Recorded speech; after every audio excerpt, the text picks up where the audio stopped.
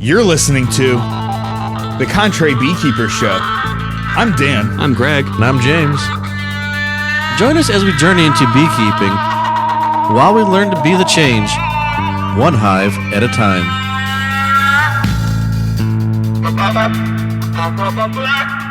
Tim, thanks for having us here at the Mccandless Bee Farm. Oh, yeah, man. You have a gorgeous place.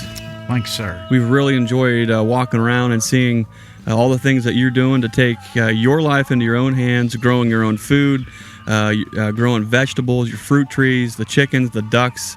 And I think what's neat is there's a lot of beekeepers where we're in tune with the full circle of life. Right. And what's important, what we see on the ground, we see in the trees, helps the bees, helps each other. What things that we're doing to feed our soul, feed our soil. Right. And I think that's an important thing to kind of keep in mind. Tell us a little bit more about Tim Mccandless and how you got to be to where we're sitting down today having this conversation. Well, I jokingly said it several times a day, but beekeeping honestly saved my life. And the way it did that, my parents were sideline beekeepers in the 80s, early 90s, and I kind of a rough childhood growing up, but things changed and got better as I got in my teenage years. And I helped my mom and my dad harvesting honey, doing sideline work, piddling in the bees. And I believe it was 93, 94, the Varroa come through and wiped out all our hives, and we actually got out of beekeeping. And by this time, I was old enough to go work for myself. I went and got in a job in the trades. I was a plumber, pipe fitter. I worked as a helper, worked up. I went through the apprenticeship program, worked as a union construction hand out of Local 572 in Nashville. And I got hurt building Children's Hospital. When I got hurt, I kept eating like a pipe fitter. I was, at the time, I had probably a diet very similar. But up in Ohio, do y'all have like a McDonald's next to like a 7-Eleven or anything, or a Burger King and McDonald's right there? Imagine a raccoon living behind something like that and constantly raiding the dumpster. A junk food panda. And that was me. I got hurt and I kept eating like a pipe fitter. I trashed the garbage, the prepackaged everything. And the doctors don't know for sure exactly what my heaviest weight was. My bariatric surgeon, he said it was probably between 650 and 675 at my biggest. Wow. I had to, by the time they finally got scales that could weigh me, I had actually gone down one shirt size. I was getting clothes out of my closet that I had hung up like, I'll never be able to wear these again. I was wearing like 68 in a pants and an 8X shirts. Wow. This morning I weighed 303. Good old Winfield. Hi. Sorry, gun reference. Weighed 303 this morning. I got 53 more pounds to go. I'm headed to 250. I lose about 40 or 50 pounds a year, and it was all because there's a bedroom right there. You see the side of that house right there. That second bed, that second window on the right there was my bedroom. And when one night I was at my biggest, and I was laying on my back, and just all the weight, from your belly, from your gut hanging down, and it cut your air off, sleep apnea, gasping for air. I woke up just gasping for air, throwed the covers back, and rolled over on my hands and knees, and before I could ever even get my breath to breathe in, because I was breathed out and I couldn't breathe in, and I had to roll over and put my hands and just gasp for this air. This was several years ago, 11, 12 years ago. And I laid there, and when you're that big, you can't go places. You can't. So you use your mind. You use your mind's eye, and you can travel, dude. You can travel. You can go see the pyramids. You can go do all this other stuff. But while I was laying there, I closed my eyes and I traveled back in time to this happy moment. I remembered the smell of a healthy beehive. And laying right there in that bed, I promised God if He'd give me the strength to get up and do it, not God get me up out of here and God take His weight off of me, but God, if You'll give me strength to get up and do it, I'll get up and go after it. And I've lost 375 pounds since my heaviest. And it's been a long road. I still have more weight to lose. I'd actually, some of the pictures I showed you earlier, I had a belly, I had a jelly roll that hung down to my knees. Yeah. When I had a skin removal surgery after I'd lost so much weight that it had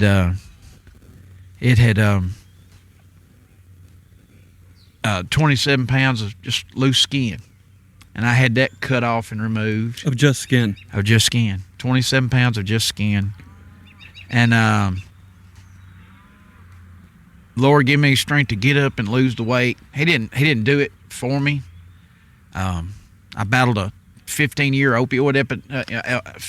opioid addiction in the process of all that. When you're that big, you're just looking for comfort anywhere you can. And I blew my back out at work. I had 9 herniated and ruptured discs and stuff. And they told me they'd give me a full pension, but I'm not the kind that likes to sit in the house. I want to be busy doing stuff. That's why I got the garden. That's why. And I come outside and I'll work in my garden till I get to hurting so bad I'll go lay down in a chair for a minute, gather my wits, get back up, keep pushing. I grew up watching these shows on TV, like over in Africa. You watch them in wildebeest and Cape buffalo swim across the river. And do you know which one of them the lions always eat? The slow one? No, the one that's laying down. You have never seen them eat a standing up one. They had to get that sucker off his feet. So that's always my prayer. Lord, give me strength. One more day. One more day. One more day. Is that when you're laying in bed, you're literally, it's all that you can take to just take one more breath. That's it. To keep pursuing this thing called life. Right. You had to been in a situation or a mindset to where, what in the world am I doing? What is going on? And what kind of life am I leaving? I call it, I had my come to Jesus meeting that night right there in that bed. You call it what you want to. Some people call it the universe. Some call it Jesus. There's all kind of names. We call it all kind of things. But I had me a come to Jesus meeting that night. Tell me about that. Just fed up, tired of being tired, and said, no more. Today's it. Yesterday it might have been all right, but today's a different day. I've tried to live that way ever since. What was it in that moment that clicked to where now is the time, this is the turning point, this is the tipping point?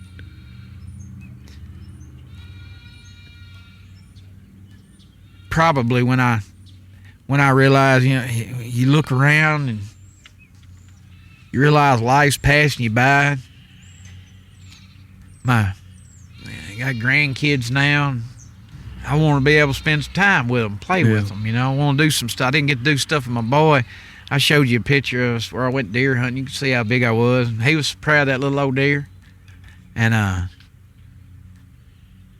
wasn't able to get up and go with him like I should have been able to. You're missing out on life. I was missing life, laying up, flipping channels, eating bonbons or whatever. Hoo-hoos, yahoos, or whatever. I was eating junk food. No telling how many, probably 10, the doctor says probably I was 10 to 15,000 calories a day. Wow. And it was just to sustain that kind of weight. And it was depression. It's like, you don't get that big for no other reason. When I had to lose weight to prove to him I could have the surgery, so I lost, 150, 160 pounds on a pre-diet. What was the voice in your head telling you? What is that message that's on replay up until that point to where you decide enough is enough? Don't know how to word that. I don't know how to word that. Just to be honest with you. I don't know how you'd word that. Ugly. Yeah. Stuck. Stuck. I went wading this creek. Well, we went wading creek. We was in a bow fishing tournament up in Paris, Tennessee, and I was with my uncle, my brother-in-law, and I'd shot. There's seen some buffalo swimming up a creek. It's a type of fish. It's called a buffalo. It's similar to a carp. I seen it swimming up a creek, and I drove back and shot it. I was about 18 years old. I forgot to push the button on. I had a big old Zebco 808 reel on the front of it. I forgot to push the button. It snapped that line. Well, them arrows, $15 a piece or something like that. So here I go bailing out in the water to get this thing, and my uncle and my brother-in-law, they head on up the creek. Well, it didn't look like it was about ankle deep water. What I didn't know was it was all mud, almost like quicksand. And I literally went into my hip pockets in mud. And the more I fought it, I lost my boots. I mean, it had me. The more I fought it, I got down in the water where all I had was one arm sticking out of the water. It was like quicksand. Best way I described it. I gave up. They done run off and left me, and my face is right here at the water. I guess where I'm fixing to die. This is it. I made my peace with God, and I kind of laid back in that little creek. When I laid back, the water rushed in and floated me out of that hole I was in. When I gave up, the water floated me out of that hole I was in. I kid you not. Real similar to that. Yeah. The Lord carried me through it. That's the only thing I can say. He gave me the strength. He gave me what I asked for. I didn't ask for money. I asked, Lord, give me the chance to get up and work these bees one more time. That's all I wanted. That's all I wanted. A smell of a healthy beehive to get me up and get back at it. Get you back on your feet. Yes, sir. Yes, sir. I wasn't going to be the wildebeest to lay down and let the lions eat me. I'm going to give them a horn for they get me. Yeah. I'm going to give them the horn. Hi, lady. Sorry, it's neighbor's dog come up. You got to pet the dogs when they come up. Hey, girl. I'll be around there in a minute. Go on. She's here for snacks. What walk us through that from that point? You almost you don't make a deal with God, because I'm not sure that's the way you don't make a deal. Works, but it wasn't a deal. It wasn't a bargain. It was just, God, there's nothing else I can do right here. This is completely submitted. God grant me the serenity to accept the things I cannot change, the courage to change things I can, the wisdom to know the difference. At that moment, he gave me the serenity to say, you know what, big boy, you can't do nothing with your life. It was evident. You could look at my life, everything I had done, every decision I'd made, I'd messed everything up on my own. And when I just finally Lord, I give it all to you. Yeah. What'd that walk look like from there on? 1 foot at a time? One breath in, one breath out. Just breathe in, breathe out, keep, repeat. It's got to be incredibly humbling. Well, sure. That's like what I showed you a while ago about that little spot on a cup. Yeah. If this is all the known stuff that I know, look at all this I don't. I'm not going to sit here and try to tell you I'm some kind of guru, genius, know-all, end-all beekeeper, because I ain't. I know what a worker looks like. I know what a drone looks like. I know what a queen looks like. I do real, just basic, common sense beekeeping style, simple, cut cells. But I get my joy from working them. I get a peace. Yeah. It's a peace that passes all understanding. Is the best way to understand. That's a great way to put it. Those that know that know that. And if you're not understanding where Tim's coming from on that, I really hope that some point in your beekeeping journey that you do, because there's something very unique You raise a lot of animals here. You've been around a lot of animals. Oh, sure. When animal husbandry is it's a privilege to be a steward of the land, to participate in that circle of life. But there's something that I don't understand about how unique and how special the bees actually are. Oh, yeah. And what that actually does for us. I know. We was talking about everything's on vibrations. We vibrate with one another like a guitar. I may be sitting here and have a guitar in my lap. You may have a banjo in yours, and he may have a bass in his, but we all hit that G, and they all resonate at that same frequency. Uh-huh. There's something about that buzz, the frequency, the buzz of the bees. It's healing. It's healing. I don't know, man. Maybe my cheese slipped off my cracker. I don't know, but I find peace in it. And if I went crazy out in the bee yard and I just don't realize it, I'm happy y'all don't tell me I'm crazy. Well, we do have footage of us out in the bee yard exchanging bee sting therapy for arthritis. So there is something not normal about that's us. true. It's true. It's like, here, I'll sting you and you sting me next. Okay. Right. You go first. Right. Okay. Right. We can joke around about that, but it helps. I'm sitting here, My hands and are... we're thinking, and we're down here. And how do you actually say your city? Culleoka. We're in Culleoka, Tennessee. We just came Cherokee down from word Ohio. for sweet water. Sweet water. Sweet water. The earth is coming alive. Everything is springing up and turning spring green. Oh, yeah. The birds are on full alert. The spring peepers are out. The animals are getting that first fresh bite of that extremely nutritious early grass. Everything feels vibrant and alive.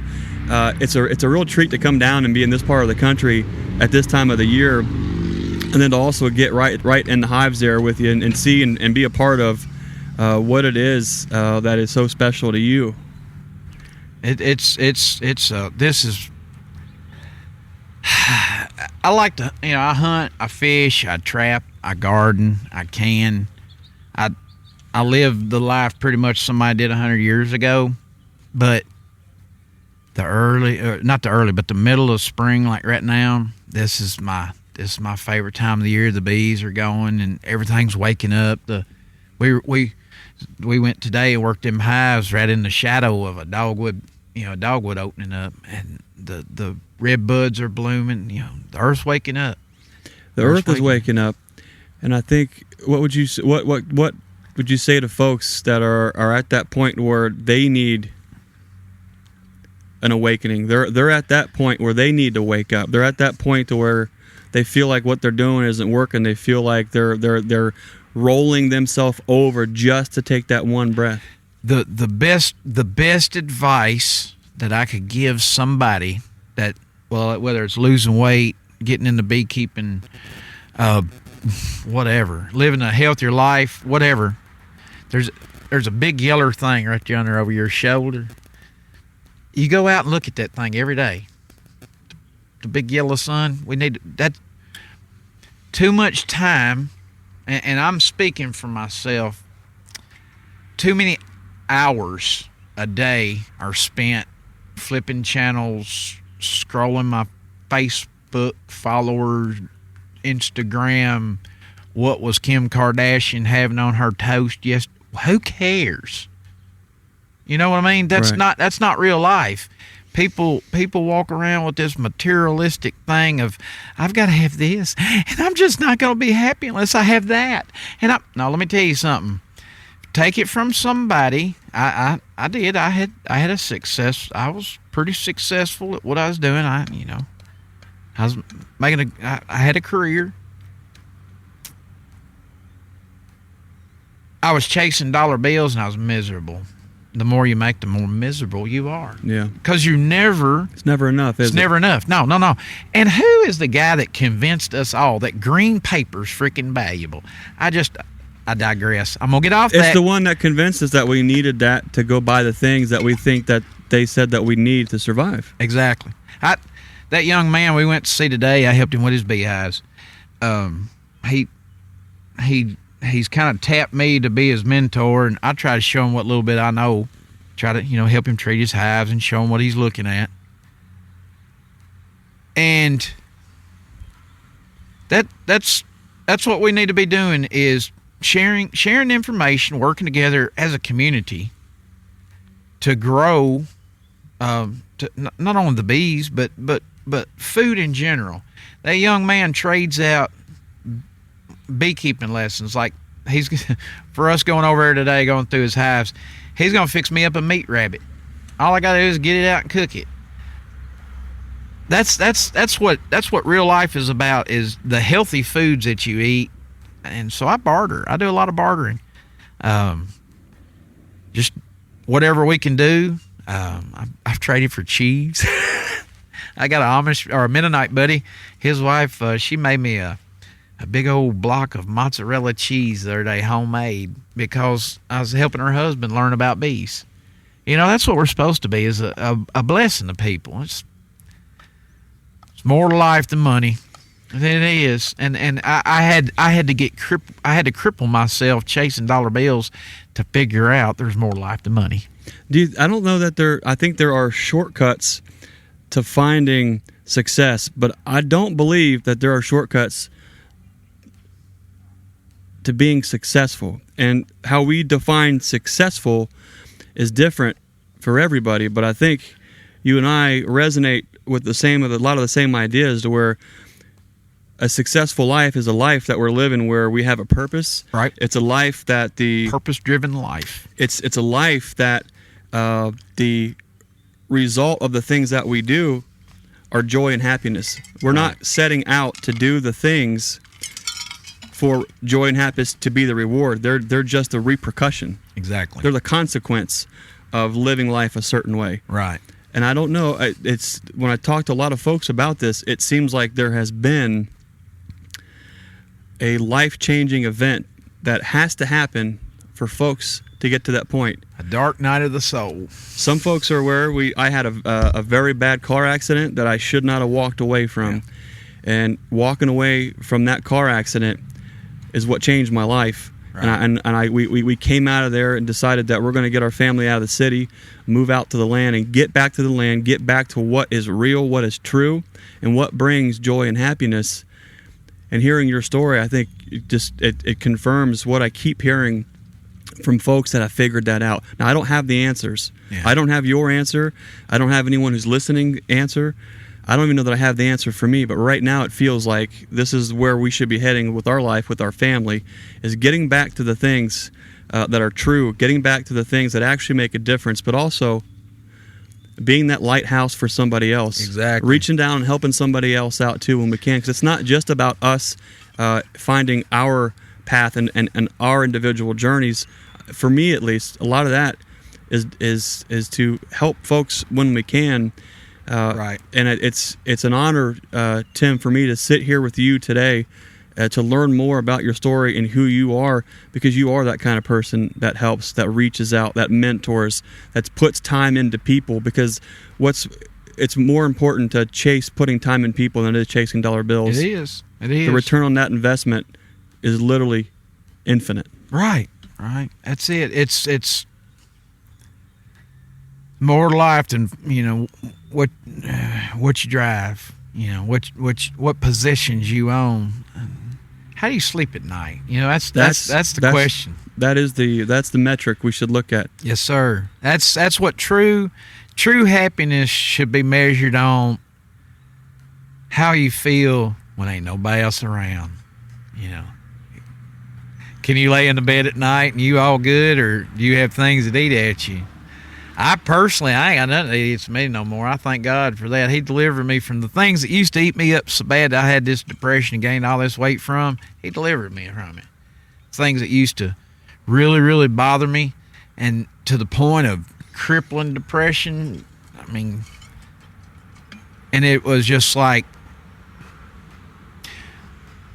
if you have any hatred, bitterness in your heart towards anybody, I don't care who it is.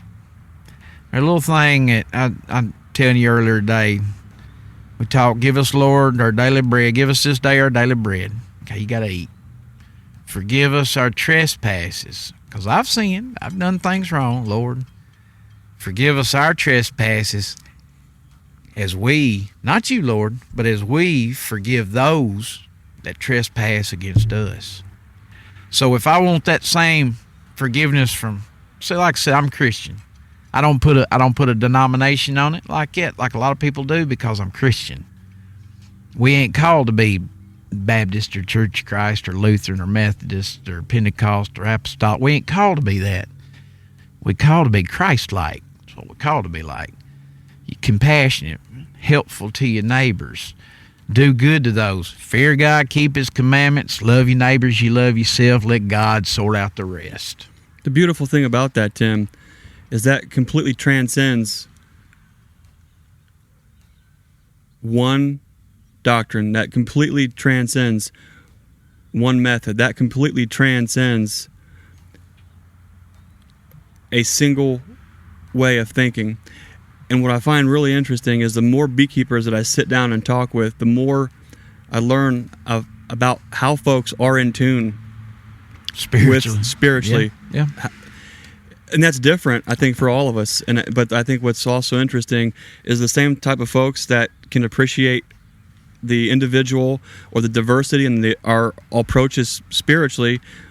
It's the same kind of person that can appreciate the diversity and how we keep bees, how we raise a family, right? Things like that. But there's an undeniable thread that is connecting so many folks together.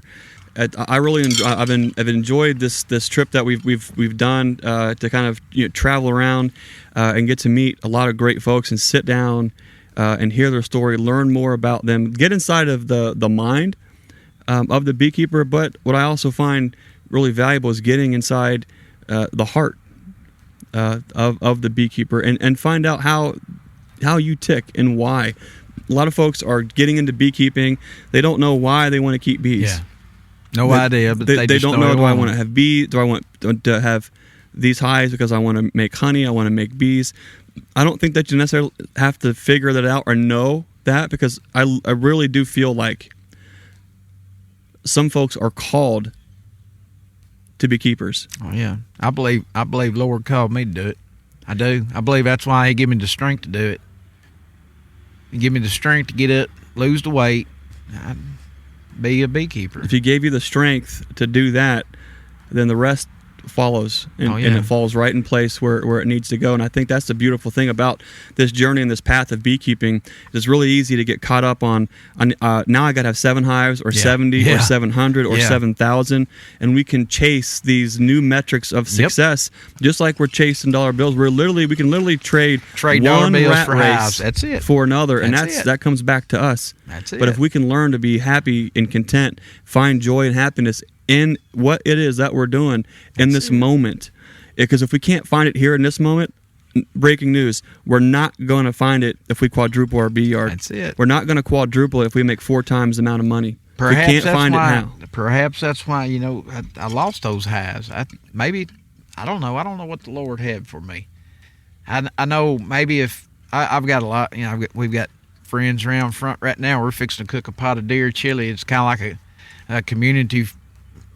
Several friends show up, and we're gonna fix to have a fire here in a little bit. Y'all stay and eat with us. But had I been successful, that 27 hives that I'd had at the end of March, by the end of April, I done had plans on 100.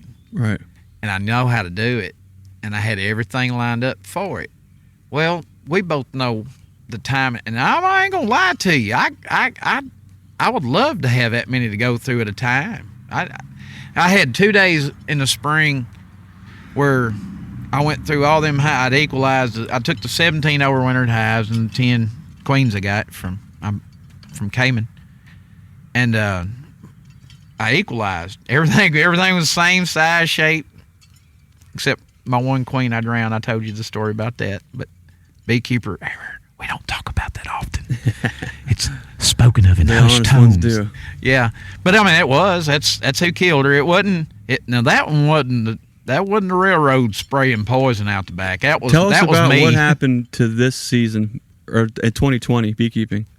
Well, I had the 17 overwintered hives, and I'd bought 10 queens from Cayman, Reynolds, and we brought them back here, and I had like 2 or 3 days where I had them. There were a couple of the queens that done released. They were laying eggs, doing great. And so I had this couple days, these 2 days, where I got to go through all these hives in one day. Oh, I got a picture of me. My face is just sweat, and I can remember going to bed thinking, if I die right now, I praise God that He let me have this one day. And I got up and did it again the next day. I was like, oh, praise Lord. And then when they sprayed them like that, and I walked out in the yard right after all that happened, it looked like them 27 beehives were puking bees. I mean, it looked like they were just like vomiting bees on the ground. I was like, I didn't know what was going on. I had studied, because my parents, they were sideline beekeepers. They got wiped out by Varroa in the 90s, 93, 94. I can't remember what year it was. But so I had studied about all these different diseases. The one thing I never studied about was the poisoning. Never thought about it.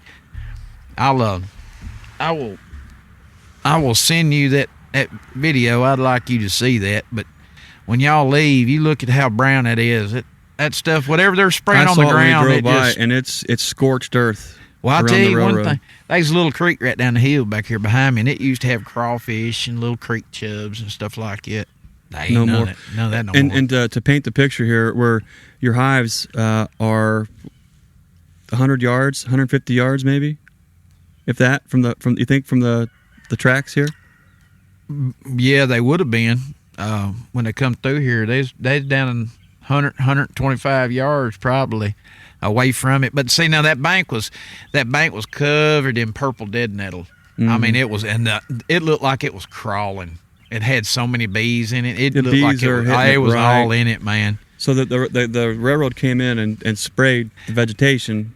Well, I know they didn't kill them on purpose, you know. Right. But when a beekeeping inspector from the state of Tennessee says, "Oh yeah, that poison's what done it," well, I got video of them coming through spraying. There, the railroad inspector's like, "Prove it was ours." Well, you got to forgive them. I do. I got to forgive them, but I know what to look for poisoning. I also know what to look for when they are poisoned. Know what to do now. I also know that if you can catch them in the hive and prove it, you can stick them for it, make them pay for it. What'd the hives look like? When they the bees poured out of them, they just puked out the bees. I ain't never seen nothing like that. They was crawling on the ground. I ain't never seen nothing like that. Just stumbling, crawling around, looking completely out of sorts. It would, if you want to imagine what it looked like, take one of your hives home, take a nuke of bees, and take you a water balloon full of Bee Quick, and break it in the back of the nuke and put the top on it and watch them run out the front of it. That's what they would look like, running out Bee Quick. They just puking out the front. But they set for 6 weeks empty, with wax moths laying eggs in it. I mean, I had all kind of good fish bait. That's one way to look at it. I had a lot of fish bait.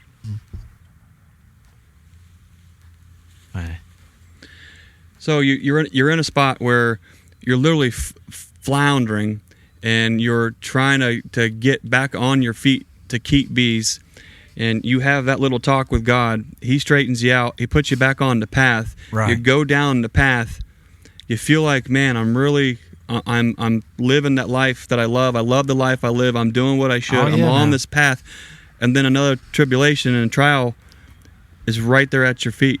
How do you work through losing all your bees? Well, I tell you, there's this spot in the Bible where Peter you know what, guys, I'm going fishing. He just he was frustrated. He was frustrated. So I loaded up my truck, and my son Aaron asked me, he said, "Dad, let's go fishing." So we loaded up, me and him went fishing together, just me and him. And he's talking to me the whole time. He's like, "So what are you gonna do about your bees?" I said, "I don't know. Maybe I'll just quit." because I did. I lost everything. I'd sold a boat. I had a little old stick steer crappie rig, and I committed the cardinal sin of selling a gun to buy them queens from Cayman. I knew I had it in my head I was going to make him splits and sell off a couple of pro nukes and hopefully maybe go back and buy my gun. I don't know, but I don't know what I was thinking. But I did. I sold my pistol and sold my boat, trying to make it work. And then when the malls took it over, all the wax malls and all the worms and stuff, man, they had they make the little cocoons and it eats into the wood. Oh yeah, I had burned about half the stuff that I'd sold my boat for to eat up. I mean, they just it took so long for the bee inspector to finally show up. He's like, "I'll just leave it sitting there. I'd like to see what it looks like when I get there." And I'm like, "Dude, I got maggots dropping out the front entrance. This thing, you need to get it in gear. I got I got hive beetles and wax moths everywhere. Day late, dollar short on that one. They make good fishing bait though. I did learn that last year. See, there's a bright side to everything, brother. You just got to look for it. I had all kind of wax. You got to keep on the sunny side through those things. Keep on the sunny side. That's right. Lord sent me almost an unlimited supply of waxworms to fish with last year. They provided me several good meals. So I try not to. It's over. I can't do nothing about it. Just go forward. That's all I can do. They're gone. It's just like if you lost somebody in life, the dead, all the crying in the world don't bring them back. It sounds hard. That's life. It's life. We all gonna lose stuff. We all got a hole waiting on us. We all got a 6 foot hole. These people freaking out over the past year, they figured out we're all gonna die. You're just now getting that, huh? Just every day we're getting just a little bit closer. Every day we're one day closer to a hole. Now what you do, you gotta make your peace with God about it. You gotta make your peace with God about it. I have. So every day I get up and I get to go look in a beehive because I only prayed, Lord, let me go one more time. One more time. So anytime I go afterwards, that's like an extra cherry on top. That's why I look at it. I only ask for one more time. Lord, let me go one more time in these beehives. He's let me have several hives. Go around, meet some new people. Talk about the bees. Give me my exercise. That's how between it and my garden, that's how I do my exercise. Lifting, and I do it until I hurt so bad I can't do it in the morning. I'll sit down, and then the next day, all right, let's get up and go. You've got your purpose. You've got the drive to do it. Oh, yeah. It's a good reminder that the darkest hour is just before dawn. Right. You got to hang in there. It reminds me of sitting down and talking with Bob Benny too. He sums up beekeeping in one word. Work. Tenacity. Oh, okay. I like it too. That's you definitely getting to know you have a tenacious spirit where you're not going to give up. You won't be beat. And even at times where I'm sure it felt like here I am and I'm laying in this bed and I can't breathe and it feels like it's because of me. It's because of the choices that I've made. It's because of this. It was the choices I made. It was. I did. Nobody put me in that bed. And that's a hard thing most people do. And I don't care if you're in financial debt. I don't care if you're in a bad marriage. I don't care what you're in. George Jones said it best. We live and we die with the choices we make. Sometimes we get a chance to rectify it. Sometimes we don't. Sometimes we pay the ultimate price for our stupidity. I praise God. He gave me strength to get up before he called me home to say, you know what? You didn't trust me in the beginning. And this is what happened to you. When we try to paint our life with the shades and shadows that we feel like and the colors that we want and that we think that we need on the tapestry of our soul and our life, it's not God's plan. It's our plan. And you know what it's the best laid plans of mice and men often go awry. I never thought of myself that I'd get crippled and couldn't work. I never thought, I thought I was going to be a high-rolling pipe fitter the rest of my life and retire. That ain't what the Lord had for me. The Lord had me to be a beekeeper and a gardener. And so here I am. That's what I do. And I don't sit here and I don't pretend to have the answers for me, for you, for anybody listening. I know that I don't know, and I'm okay with that. But there seems to be a couple things that I feel like I do know, and that's the fact that I was woke up this morning, Right. and I'm walking on my own 2 feet. Yep. That is of which I know some of us have been in a position to where things could have went the other way. Right. And we would have given everything to wake up one more morning and to walk on our own feet one more time. Yep. I had when I was working the trade, I didn't know it. I had a heart attack at work, and my cardiologist he told me this for. I actually had it, didn't know I had it, because construction hand, you get up, you walk that stuff off. I think I spent a couple days at home, and I come back weak. I was weak for months. Didn't know what had happened, shaky, didn't know what had gone on. And gained the weight, or got hurt, gained the weight, then lost the weight. Got down small enough where I could go see his cardiologist, and he's checking me out. He's like, you had a 100% blockage in what we call the widowmaker. He said, your body has built collaterals around the blockage. Your body trying to heal itself. And I went home and I thought about it, and he had told me what had happened to describe what a heart attack's like. I was like, yeah, I remember the day it happened. I was building this elementary school over here in Columbia, Tennessee. I remember the day it happened. I was spared for something. I was spared that. I mean, the cardiologist told me it's way up there, the percentage of people that get a blockage here, they die. I'm not living on borrowed time. I ain't gonna say that. I'm living on God's time. When he's ready to call me home, he gonna call me home. I have faith in that. I don't know what tomorrow holds. I know who holds it, and that's all I need to know. I'm like I said, I'm not some high-rolling beekeeper that knows all the fancy words, and Apis mellifera, and today we'll be discussing the mating habits of the Apis mellifera. I wonder how many of the ones that pretend to know actually know, and what they do know, I don't know that it's the things that you really do know or want to know. I know if you know. Tim, I do know that I've enjoyed today, and you taking us around, showing us the bee yards, getting into the bees, getting some local bee sting therapy to the arthritis, and also to my third eye. We've had a blast. Jake and I both. Jake's run the cameras, and we've enjoyed you showing us around. We had a great lunch. I've enjoyed getting to know you a little bit better too, and to learn more about your story on who Tim is, what's in the mind of the beekeeper, what's in your heart, and I just want to thank you for sharing your story with folks. I'm it's glad important. Y'all came down, brother.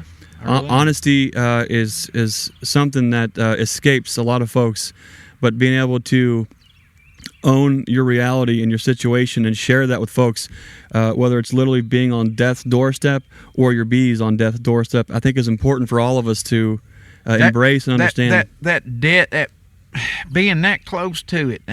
Today when we was eating lunch, I got after your boy Jake over here, and I said, you find the one thing. It don't have to be beekeeping. It don't have to be whatever.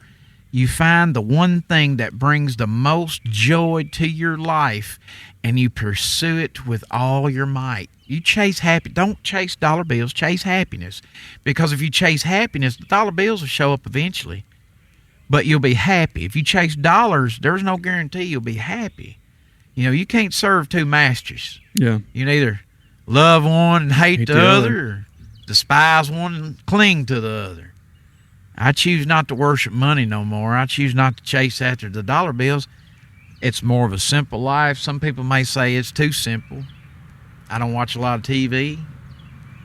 I watch a lot of YouTube videos. Well, I'm glad you watch our YouTube videos. I watch one or two anyway, You and that, what's that? I gotta say, those pictures, like seeing you stand next to Cayman, I was expecting you to be about No, 7 tell me foot you didn't 9, go to a dude. short joke. I did not that do. fella- I did not do a short joke. I was Oh. expecting you to be 7 foot 9. That's for the I was gonna Alabama get him a jokes, phone book. Cayman. I was going to get him a phone book to stand on, but he just gave me that look like he intentionally buried all the phone books. He just wasn't. But you know what? He's got a truck. He's got his that beautiful truck of his. That big red of his. Big Red is bigger than any truck that I've ever had or ever had. So Cayman, if you're listening, buddy, you We got have me truck beat. envy. Yeah, we do. Truck.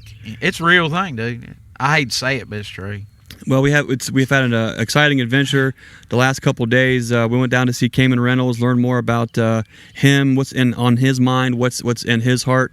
We dodged a few tornadoes along the drive down, and today the final day of the trip. You know, as we start to head back to Ohio, I can't help but have a very thankful and grateful heart for the folks that are coming into our life, that are collaborating with us.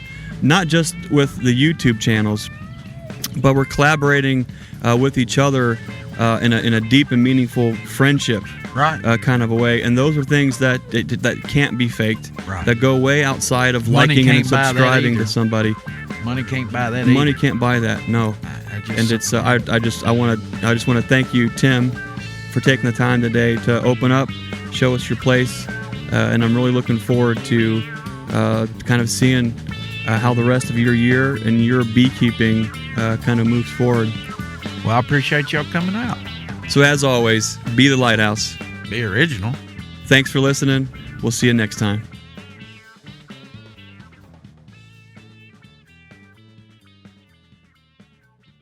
Hey, that'll work. How about that?